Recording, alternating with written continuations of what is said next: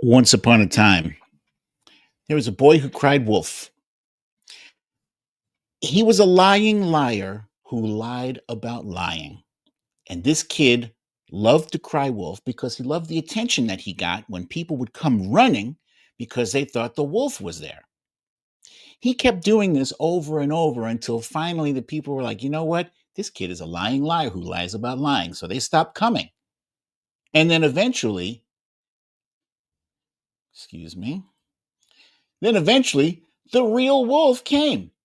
And guess what? When he cried wolf, nobody came. They didn't believe him because he was a lying liar, and he established that. Then, once upon a time, there was a little girl named Little Red Riding Hood, and she was traipsing tra la la la la through the woods on her way to Grandma's house with her little picnic basket. She was going to have a picnic with Grandma. She walks into the house and she sees in Grandma's clothing a cross-dressing wolf, because this wolf had already eaten Grandma, put her clothes on to fool Red Riding Hood. And if this girl had any sense, she would have seen, Grandma doesn't have fur. She's not covered in fur, and she doesn't have a tail and all that stuff. But, so Red Riding Hood goes through her little checklist very slowly. Grandma, what big eyes you have. And so obviously the wolf ate her because she was too slow picking up on the red flags, on the warning signs. So look, when we were kids, we were told stories like that. We were told fables, and the whole point of these fables was to teach us a lesson, about telling the truth, about honesty, the importance of honesty, to tell us teach us a lesson about paying attention to detail, watching out for warning signs. And I guess wolves were a major threat to children back then, because all these stories are like chock full, loaded with look out for the wolf. There was another story. It was like, the moral was use quality materials when you build. Again, the wolf will blow your house down. Now, in reality, now in our adult life, we have very real stories to look back on, to refer to as our warnings for what to look out for, right? We call it history. Okay. There are some people in the current administration who would like to do away with certain chunks of history because it makes people uncomfortable. That would be a mistake, because, for instance, there are certain examples in history of the kind of leader that people should never, ever follow again. Now, this is a very touchy subject, and people are often hesitant to refer to this person and compare him to other people, because what he did was heinous, was unimaginable. It was unimaginable until he imagined it, until he exterminated 6 million Jews. So yeah, I understand and respect why people are reticent about giving anyone else the same kind of weight, right?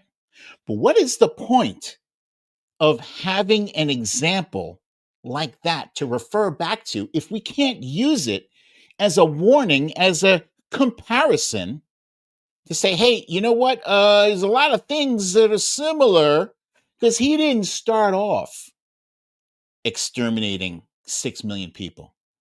He didn't start off like that. He started off on a street corner somewhere, standing on a little milk crate, talking to a handful of people, spreading his ideas, radicalizing people, slowly but surely making bigger and bigger and bigger groups of people comfortable with the idea of committing the worst atrocities to someone else, to a fellow human being, because of their religion.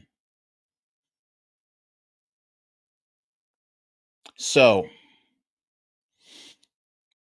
while I understand you can't call everybody, you can't compare everybody to this individual on the screen right now. And I say this individual on the screen because I don't know, honestly, I don't know what this algorithm is doing on YouTube if I get punished for saying the name Hitler. I know people on TikTok, for instance, they try to refer to him as Little Mustache Man because they get penalized.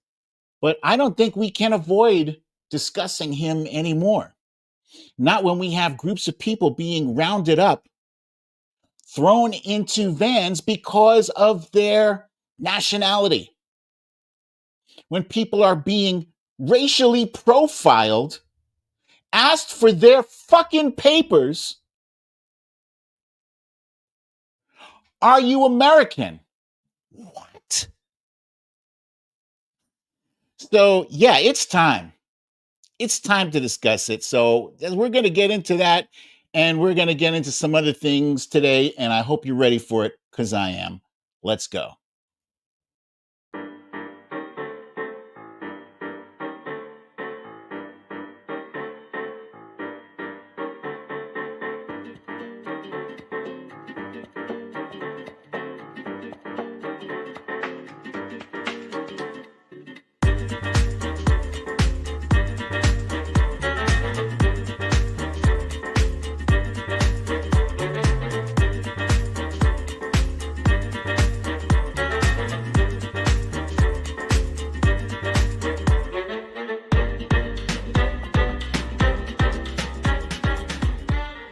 Story time.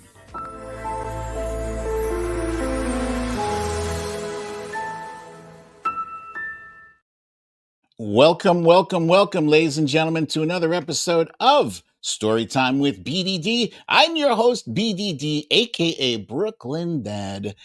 Happy Thursday, everybody. I was about to say happy Friday because that's when we usually have this show, but I'm doing it a day early, as I told you guys last week, because we have family matters to attend to mañana. I want to say thank you all for joining me, and I saw a very funny comment here in the comments here. Antifa Tiffany from Twitter asked, why hasn't MAGA banned this cross-dressing story yet? That is hilarious. Ding! You get points for that. And I just want to briefly say hello to my friends here. And also I want to thank the folks who are joining us from Twitter who have been reposting this stream. Like it says here, Just Why reposted this stream. Christal Wolfell reposted this stream. That's very helpful, folks. So if you can do that, I appreciate it very much. I want to say hi to Anna up here at the top, Linda Moore. Ness from Connecticut is first on YouTube, followed by Spank Flaps, Diane London, Foxhill Dreams, Bernadette H. Let's see, Monique Lee, Valerie G. Let's see. Then we're going to skip through our usual roll call. Watcher Soko is there. All right, because we got a lot of stuff to get to today, so I want to make sure we have enough time to cover it. Our main. Wait, how do I do this? Oh, here's our main title. But first, let me make sure you guys know what we're about to do. We're about to cover our stories of the day.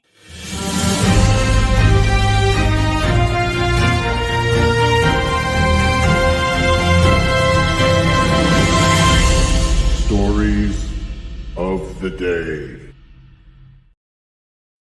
Okay. The title graphic here says, Is Trump Hitler 2.0? And there's a picture there of half-faced Hitler, half-faced Trump, and half-crowd Nazis, half-crowd MAGA. Yeah. People will be offended by it. And you know what? I'm sorry. I don't give a shit. I'm not here to worry about whether or not you're offended. I'm here to make sure. Uh, sorry. I'm here to make sure that everybody who needs to be paying attention is paying full attention. Uh, so first of all, we are continuing in this shutdown, and it doesn't appear to be any end in sight. There's some slight movement, but it looks like this Saturday is going to be catastrophic for a lot of people who receive SNAP food assistance, and for everybody else who has health insurance premiums that are about to go through the roof. There is a there is a very strange beef going on, both online and in real life, and it's stupid.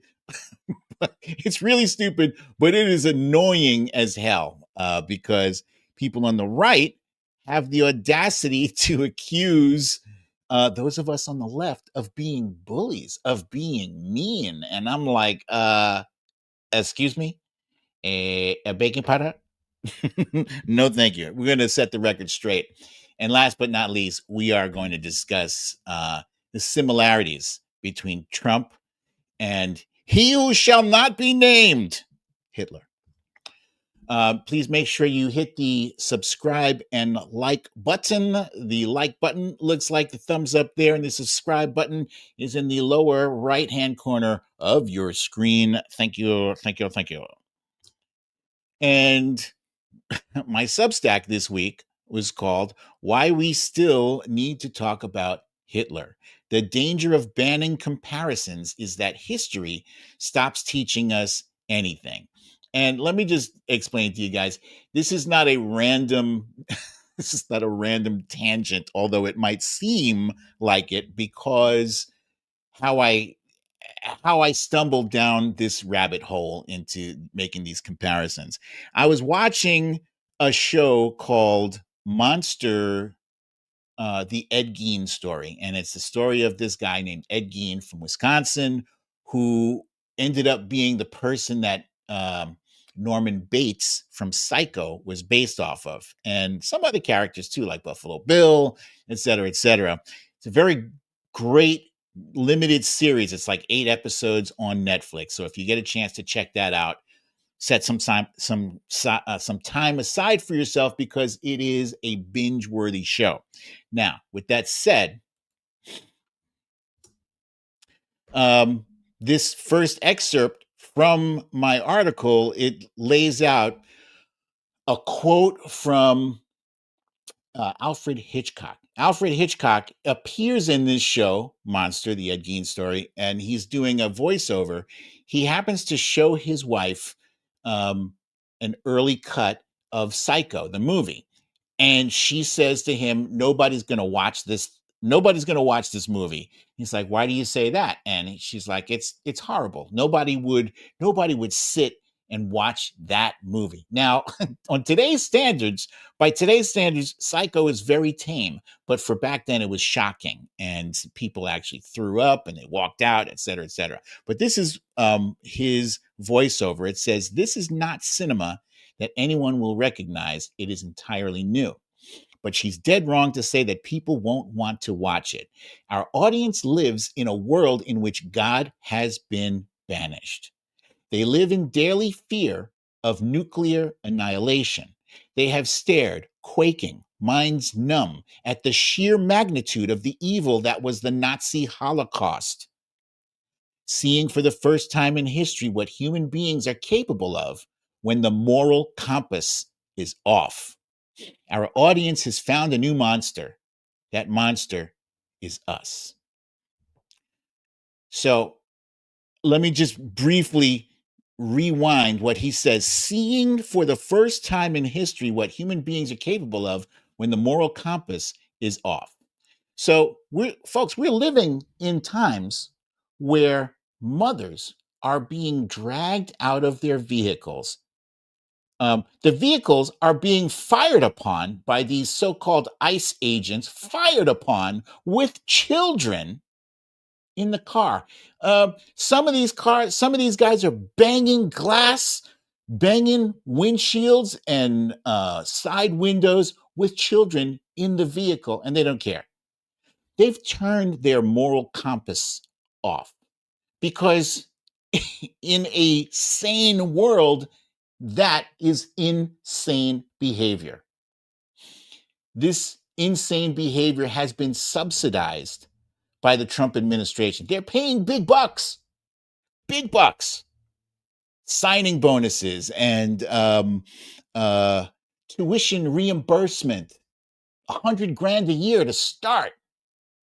And for those little rubles, those little shekels, people are turning off their moral compass. They're putting on a mask because behind a mask, nobody knows it's you, so they don't have to feel the shame. That's what those masks are for. They're trying to say, oh, it's to protect my family. It's not for that. It's to protect your shame.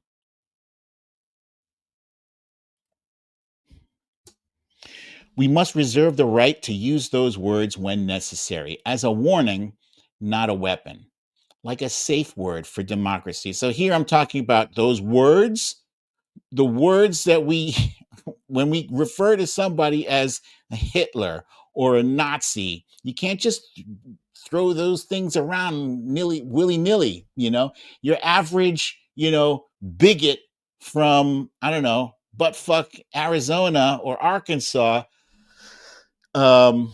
Sorry for Arizona, Arkansas, catching a stray. I'm just picking places at random. Your random bigot is not a Nazi. They're just ignorant.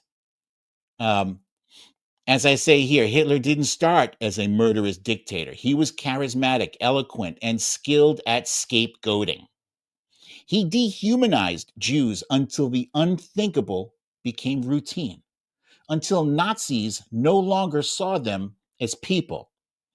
That's what makes Hitler and the Nazis so terrifying. Ordinary people, mailmen, bakers, doctors became executioners. The rest of the world watched in horror, too slow to act. So, again, I understand why people are reluctant to make those comparisons because it's heavy. It's heavy and it should not be used lightly. I would say when you call somebody, when we call people racist, right? It actually became a running joke at one point, calling someone racist because of some idiotic opinion about something. It became a joke because they were overusing the word racist, and then by doing so, it diluted the strength of that word. And likewise, we don't want to dilute the strength of the accusation or the comparison. But sometimes you got to look at these things. They're kind of staring you in the face, and you have to stop ignoring it. Let's start off with Trump's running mate, his vice president, who's quoted here saying, "I go back and forth between thinking Trump is a cynical asshole like Nixon, who wouldn't be that bad and might even prove useful, or that he's America's Hitler," Vance wrote in a message to a former college roommate in February 2016. How's that for discouraging? It's his own vice president said that. And sure, he's disavowed it by now. You don't just formulate an opinion like that. That's not a frivolous thing. You don't today feel like someone's like America's Hitler and then tomorrow you're like, oh, you know what? I was wrong. I didn't mean America's Hitler. I meant America's Jesus. They're so similar. Stupid. Trump has been quoted saying that he needs the kind of generals that Hitler had. Now, correct me if I'm wrong. Throughout history, there have been many wars prosecuted across the globe. And in those wars, there are many different generals that could have been referenced. Any war. The Revolutionary War. You could have picked General George Washington, for crying out loud. But no, he went to Hitler. By the way, correct me if I'm wrong, I believe Hitler's generals tried to kill him. So that's weird. But it's weird that he would pick Hitler's generals out of all the generals you could have picked. Then here's his former chief of staff, John Kelly, saying that Trump said Hitler did some good things.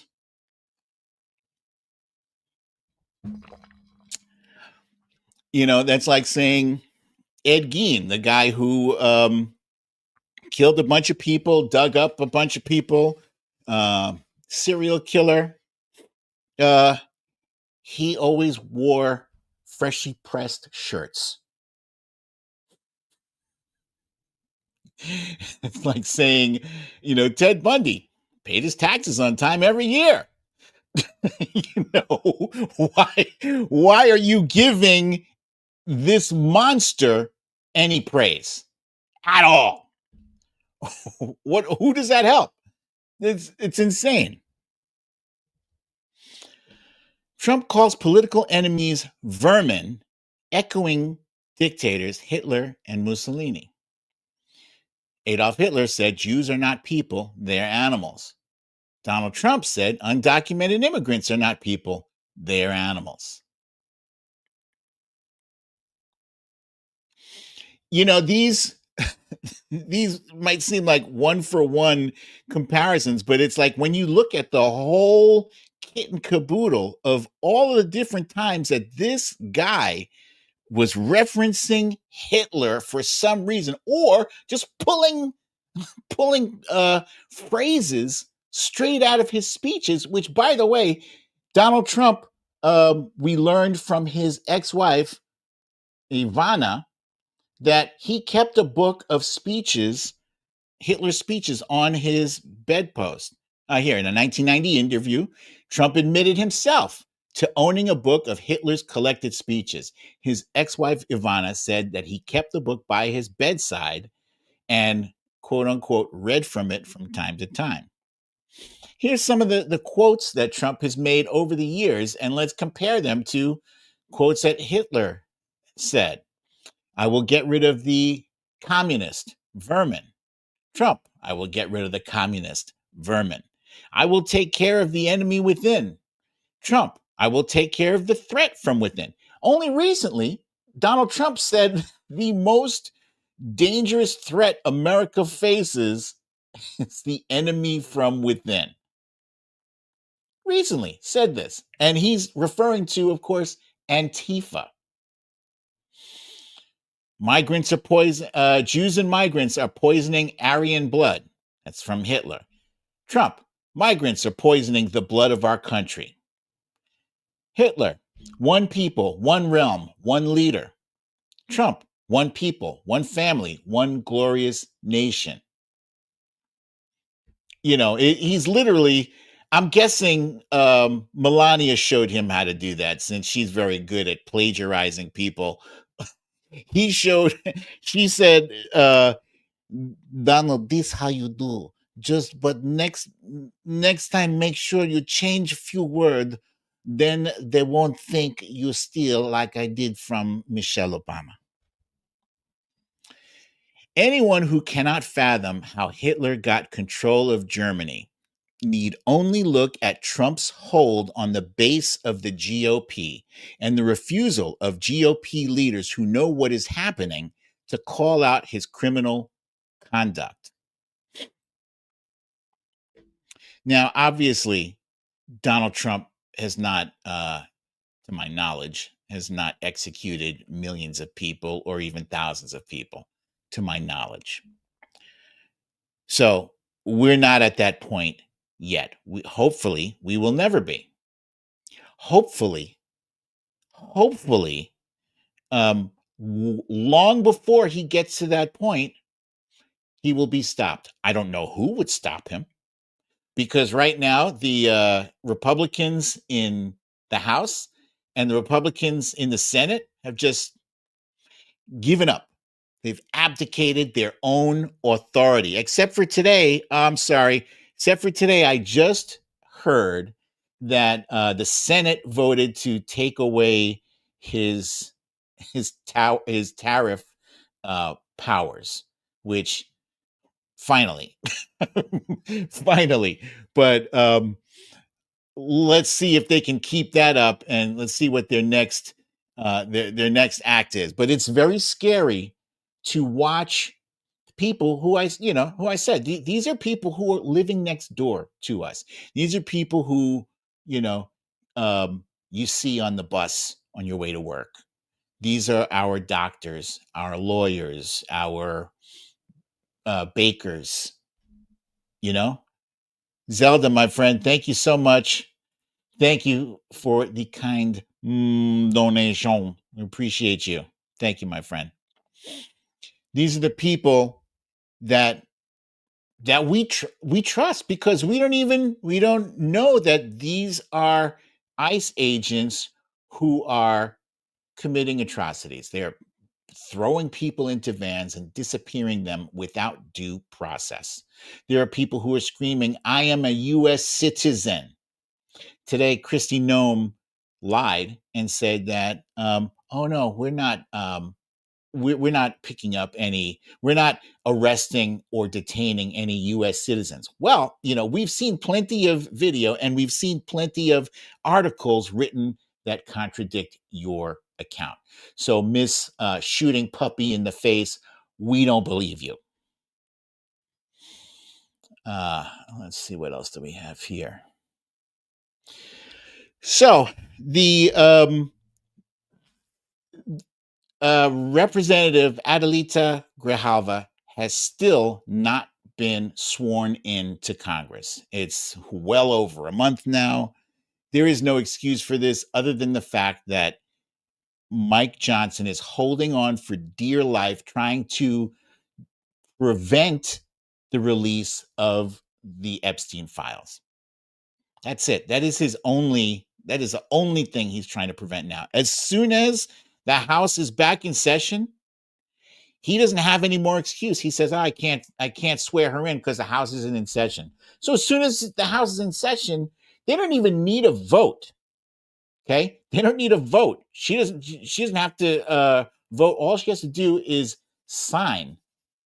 It's a I forget what the hell that thing is called. It's a discharge petition. That's what it is. And as soon as she signs that, release all of the Epstein files. And that will be disaster for Donald Trump. It's disaster. How do I know? Because I know that if he wasn't heavily implicated in those files, we know him already. We know that he takes credit for things that he didn't even do, right?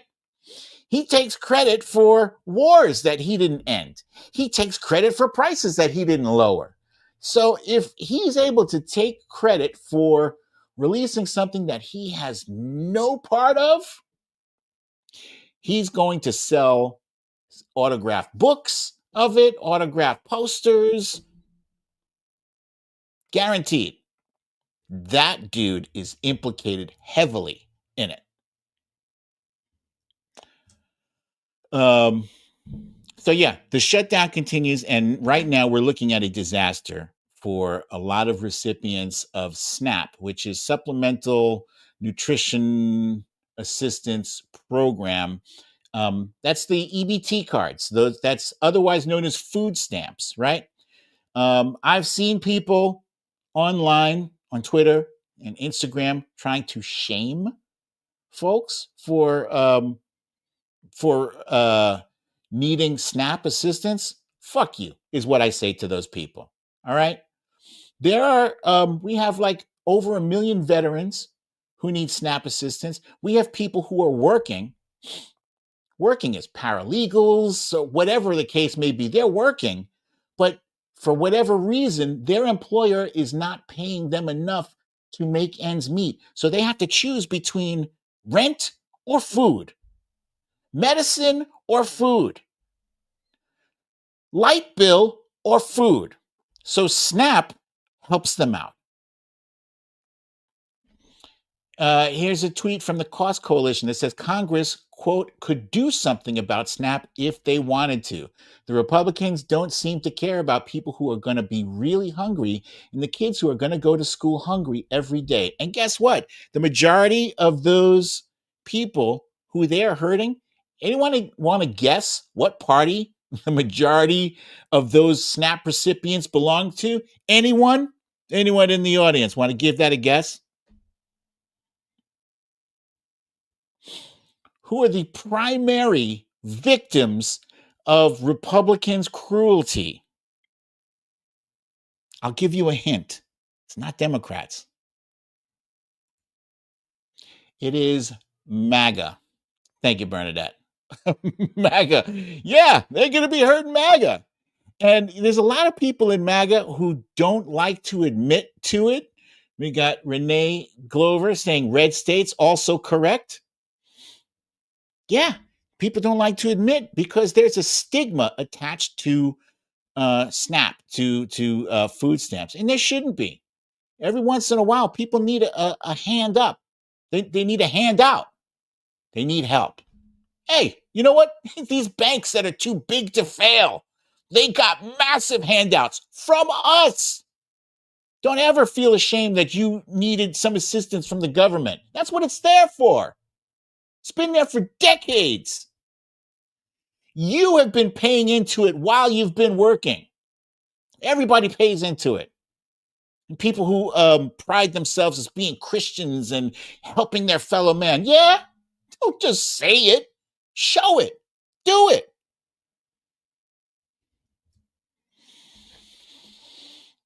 Here's a tweet from MA Stay Legit saying, just wait for it. Republicans and Trump are going to swoop in last minute right before SNAP runs out and claim they've magically saved the day, when smart Americans already know that contingency reserve funds, I'm going to say that again, smart Americans already know that contingency reserve funds are available for SNAP.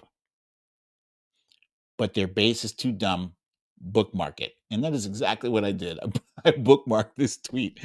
And yeah, see the article right there on the right of the screen. It says SNAP's contingency reserve is available for regular SNAP benefits as USDA and OMB have ruled in the past. So today you had a whole parade of people like Mike Johnson, like JD Vance, and all these jackasses putting on their best performances, acting like, oh, Democrats are to blah, blah, blah, blah. No. Democrats are not to blame. You are to blame. Republicans, you're in control. You got 53 votes. You need 7 more. What does that mean, dum-dums? It means you have to negotiate.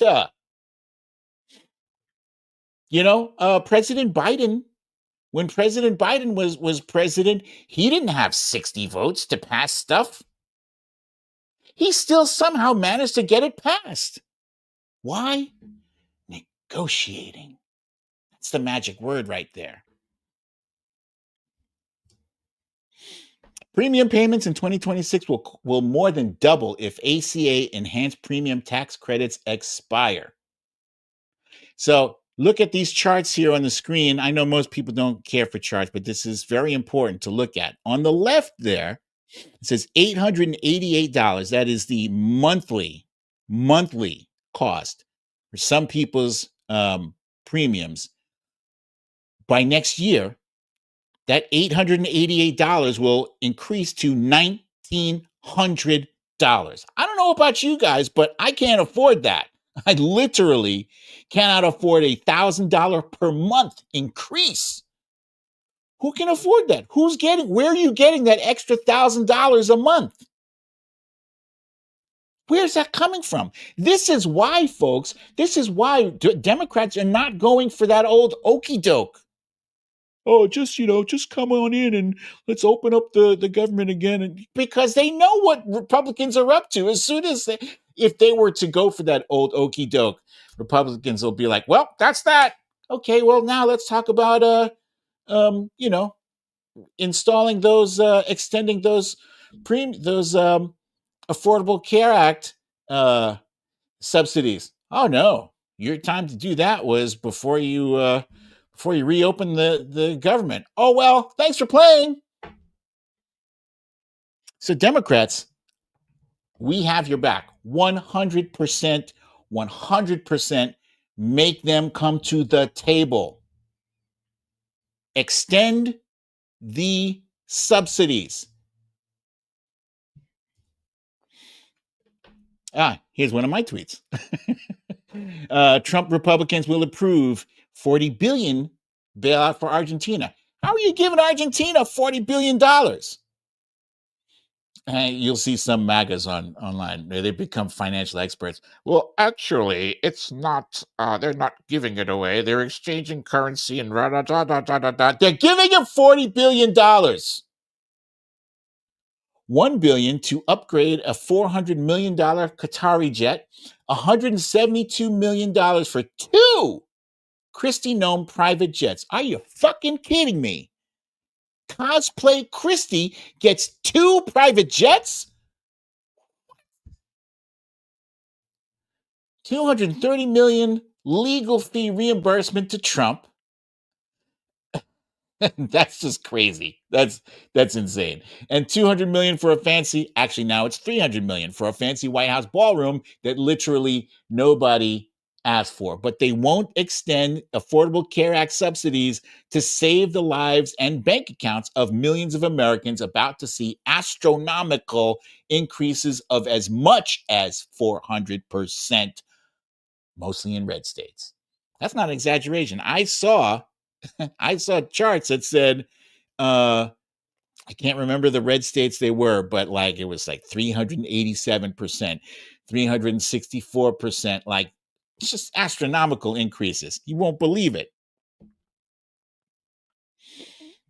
Renee Glover says, I pay $278 per month now. That's great, actually. With ACA, I can't afford any more. I hear you. Thank you for sharing that. All right. Let me switch gears a little bit. I got myself all worked up now. There's been a pseudo feud going on social media. Have you caught it? It's ridiculous. But this is one in which Riley Gaines, Miss Fifth Place Swimmer, Miss I am so sick of Riley Gaines right now. I've literally I've muted her name. You can do that, by the way, on Twitter. If you like tired of seeing references to a certain person, you can just mute those words and poof, you don't see them in your feed anymore. But yeah, so I had to screenshot this. So she posted a tweet showing a picture of AOC, Zaran Mandani, and Bernie, and she wrote, "We're being destroyed from within." So naturally, AOC says, "Oh, you want to come for me? I got that smoke." And she says, "Maybe if you channeled all this anger into swimming faster, you wouldn't have come in 5th. Boom! Yeah, you had that coming, you know? You had that coming. Don't poke the bear and then get angry when that bear swats you back. Don't do that. then, then she came back at her. She was on Laura Ingram's show. Laura Ingram, who, by the way, is also a pretty nasty person too. And she told Riley Gaines told Laura Ingram, "I want to challenge AOC to a debate." And and then AOC said, "And I would like to challenge this person to get a real job." Because I mean, come on. Now, in the grand scheme of things, could she have been meaner to Riley Gaines? Absolutely. She could have come with some fierce stuff, but this was tame by anybody's stretch. And so then Laura Ingram, who made a career out of bullying people, said the Democratic Party is full of bullies after AOC. Let me see if I have that. Do I have that clip? I do. Here, let me share that with you guys right now. Here it is.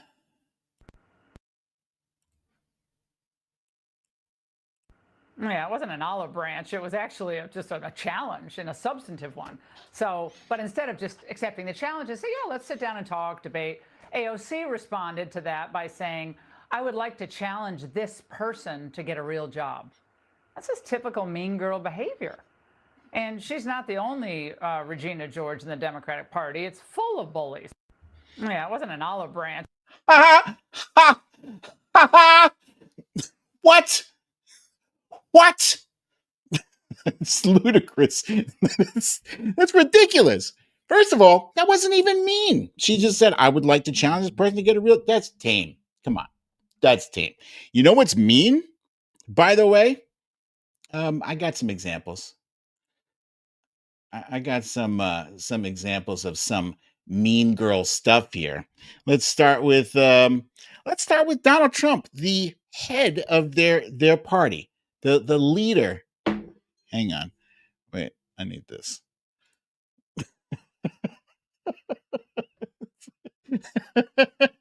It's so few. I get so few opportunities to say that these days. I probably should say it a little bit more because they hate getting their own medicine. You know, imagine the audacity of accusing Democrats of being mean girls when you have the president of the United States posting a video of him in a jet dropping like big poop bombs on peaceful protesters. And when I say peaceful protesters, I mean peaceful protesters. This was the No Kings march. He was just mad that so many people came out in opposition to him. But yeah, dude, that's it. I don't remember ever seeing President Obama, who had people burning images of him in effigy, for crying out loud. I remember that. I remember seeing that, and I was like, horrified. What else do we have? We have, oh yeah, and his son, like father like son, after Nancy Pelosi's husband was attacked, Donald Trump, classy guy, thought it would be funny to post a picture of a hammer and a pair of underwear. And he says the internet remains undefeated. Also, if you switch out the hammer for a red feather boa, you could be Hunter Biden in an instant. Oh, isn't that funny? The guy got his skull smashed in. An old man got his skull smashed in, and you thought that was hilarious, huh? Caroline Levitt, who is supposed to represent the president of the United States. Not only is she supposed to represent the president of the United States, right? How did she get that job? We won't discuss how she got that job, but we will discuss the fact that people accused Karine Jean-Pierre of getting her job as press secretary because of DEI. And when I say DEI, I mean it in the MAGA sense. The MAGA interpretation of DEI is didn't earn it. In every measurable category, Karine Jean-Pierre is head and shoulders way more qualified than Caroline, your mom did it, Levitt. She answered a reporter's question about who chose Budapest as the meeting place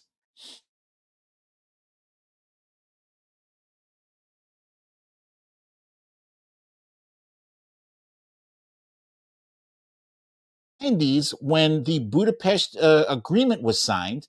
That was when Ukraine said they would disarm as long as the United States agreed to protect it.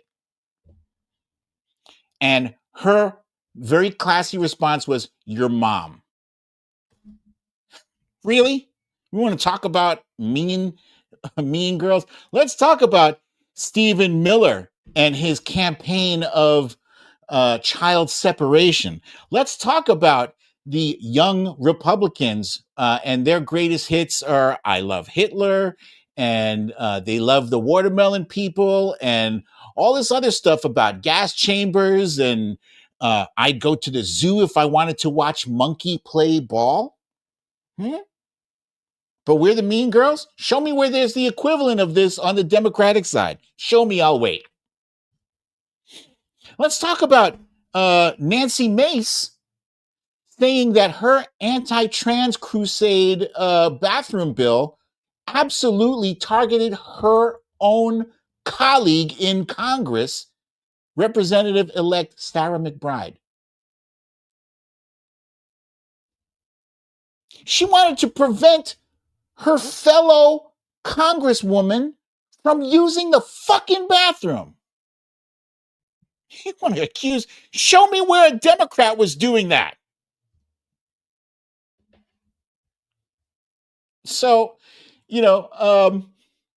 on the one hand, the whole thing that launched me into this tirade was the stupid beef between AOC. And really, it's just a one-sided beef because AOC is living her best life. Okay, she's ignoring Miss Fifth Place Riley Gaines, who I've now muted from my feed. She is out there living her best life and doing her thing. But on the bigger scale, Republicans hate it when Democrats punch back. They hate it. They will hit us nonstop with like the worst, nastiest shit. And when we're like, when we come back at them, by the way, fuck you, they're like, oh, let me clutch my pearls. And don't fall for that. Don't make that bullshit make you hesitant to hit back. It's time to hit back. It's time to hit back, and it's time to stop worrying about how it looks. It's time to stop worrying about decency, because they left decency behind on the road like thousands of miles ago. They've abandoned decency. It's time to get dirty. It's time to play dirty. It's time to meet them on the same battleground where they are. It's that simple, because they won't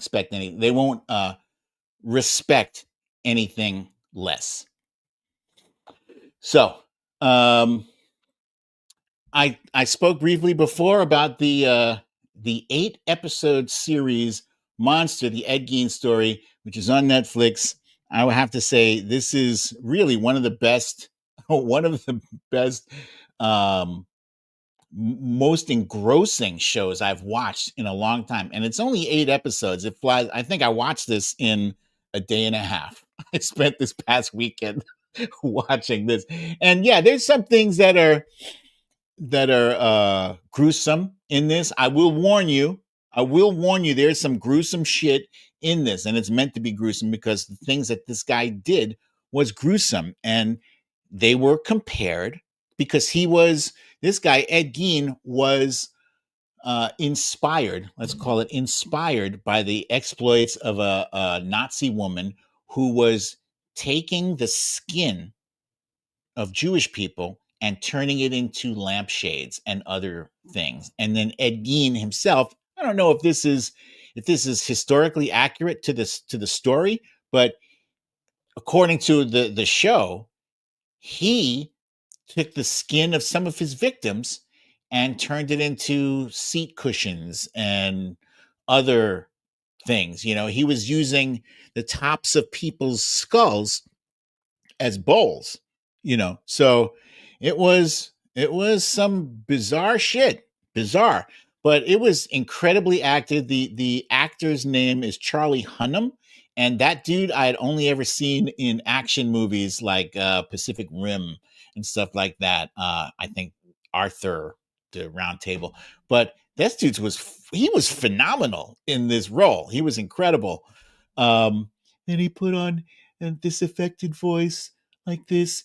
The role, he was so good, he almost made this serial killer, this monster, into a sympathetic character. So incredible. And you see in the middle there's a picture of Norman Bates. Norman Bates, who that's actually Anthony Perkins. Anthony Perkins had tough time finding work outside of, Psychopaths, because he did such a good job playing Norman Bates.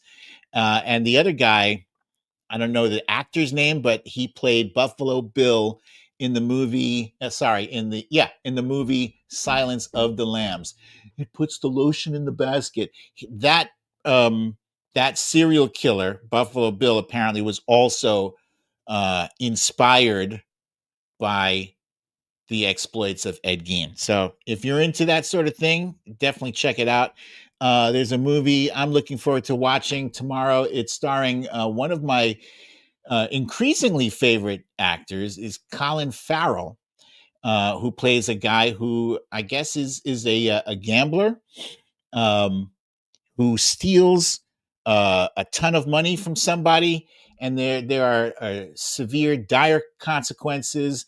And it's also starring the amazing Tilda Swinton.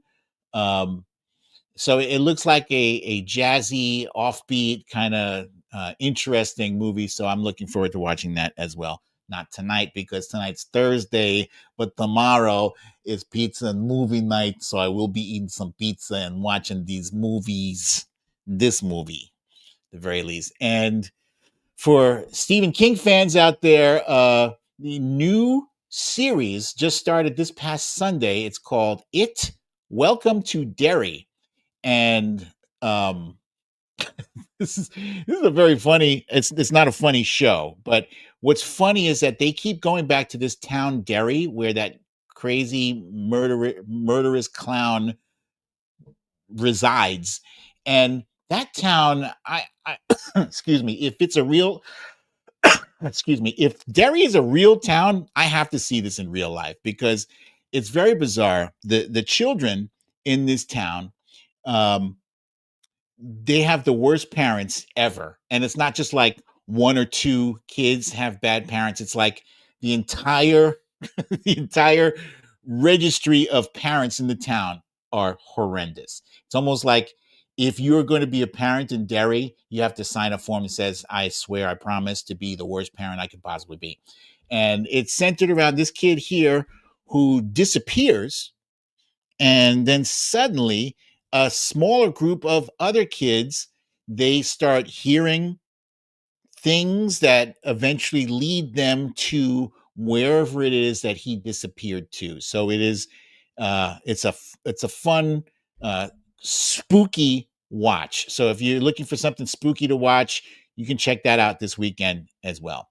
So, folks, I want to thank you for joining me for another episode of Storytime with BDD. I'm your host, BDD, aka Brooklyn Dad.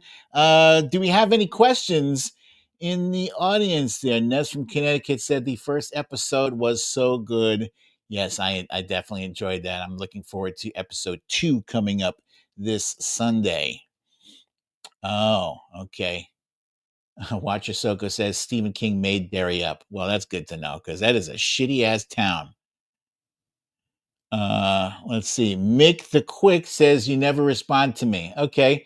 He's got an icon of the Democratic Party sinking. So I'm assuming that you have some interesting question for me. Let's see if I can see what you. It is possible that you asked me a question and I just didn't see it. Saying I never.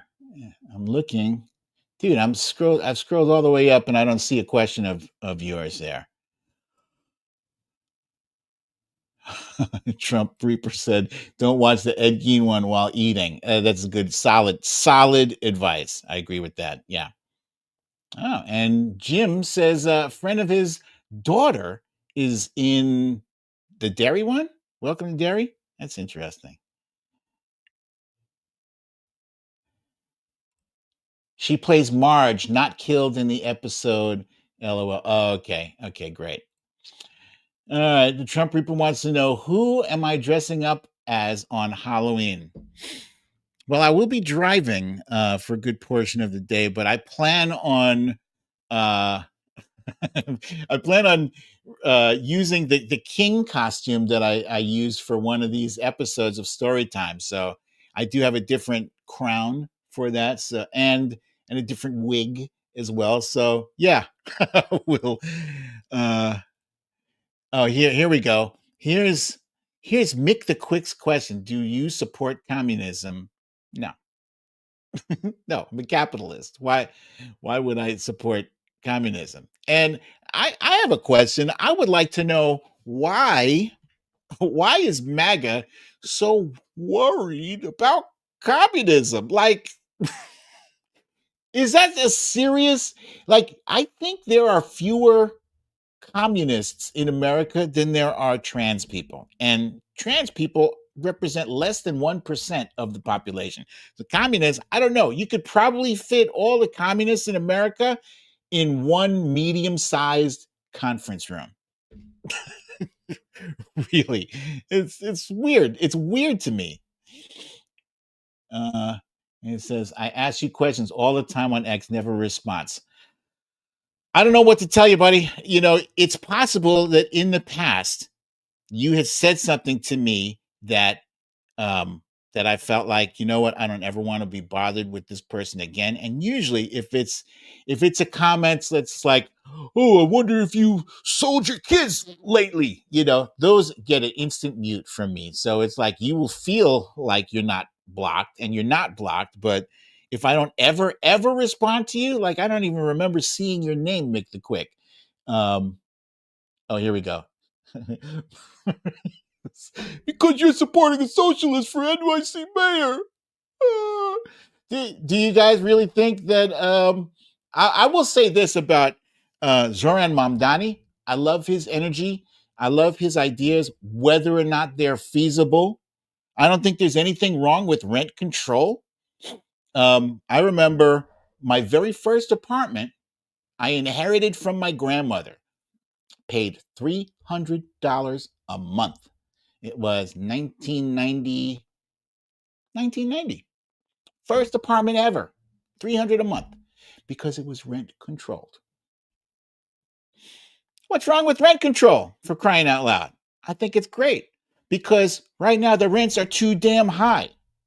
Once you solve the issue of affordability, you will stop hearing people gravitating to ideas like rent control. But you have a problem right now where the rent is too damn high and nobody's doing a goddamn thing about it except for making excuses for the people that are keeping the rents too high. So that's that's what I'm saying. Anyway, unless we have any more questions, I am going to say goodnight to y'all. And Mick, I've now answered more questions from you than I've answered of any MAGA. So you should feel proud of yourself, and actually thank you for asking your questions in a respectful way.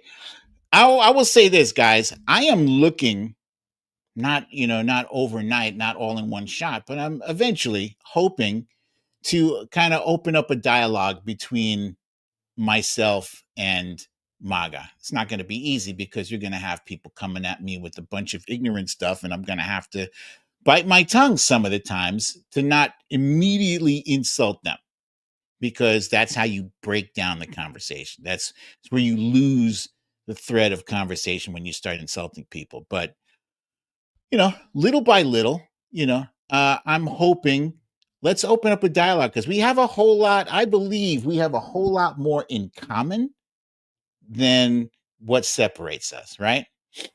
I don't think that every single person who is MAGA, for example, I don't think every single MAGA person is a bigot or a racist. I don't believe that.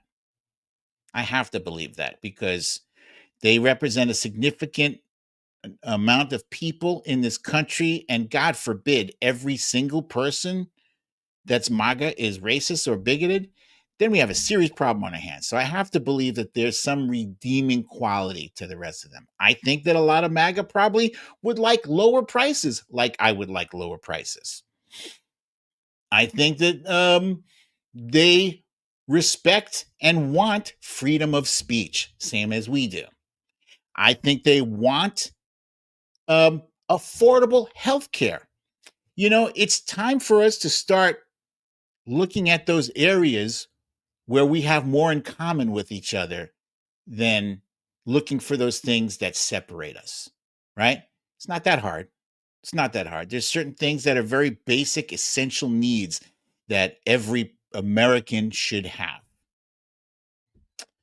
So, with that all said, thank you all for joining me for another episode of Storytime with BDD. I'm your host, BDD, aka Brooklyn Dad. Next week we will return to a regular scheduled show, Friday at 6, same time, same place. I love you all. Peace. And happy Halloween!